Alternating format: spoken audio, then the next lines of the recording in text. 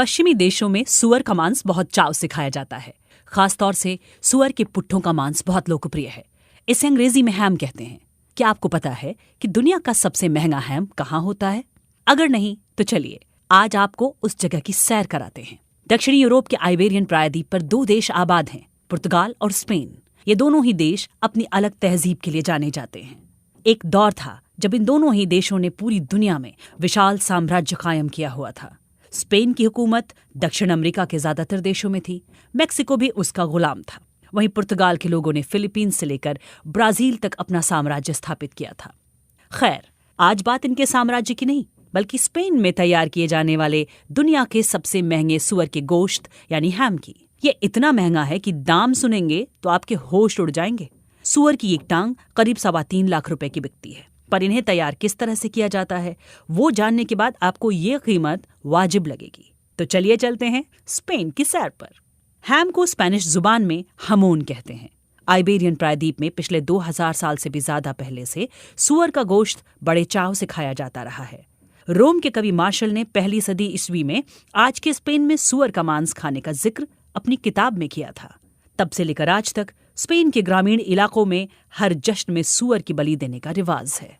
बलि देने के बाद बाकी गोश्त को तुरंत पकाकर खा लिया जाता है, पर उसके पिछले पैरों और खास तौर से पुट्ठों को रख लिया जाता है। इन्हें सुखाकर ही हैम तैयार होता है। जमोन या हैम स्पेन की संस्कृति का अहम हिस्सा है। छोटे गांव हो या बड़े शहर, स्पेन में हर जगह सुअर के गोश्त की बड़ी अहमियत है। स्पेन के लोग हर साल करीब 1,60,000 टन सुअर का मांस चट कर जाते हैं। दुनिया के किसी और देश में सुअर का मांस इतनी तादाद में नहीं खाया जाता।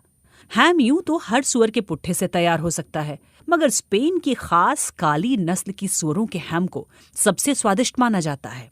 इसका स्वाद ही अलग होता है। जैसे फ्रांस में वाइन को किसी खास इलाके की पहचान माना जाता है, वैसे ही स्पेन के जाबुगो इलाके में जो सुअर पाला जाता है उनका हैम सबसे स्वादिष्ट माना जाता है।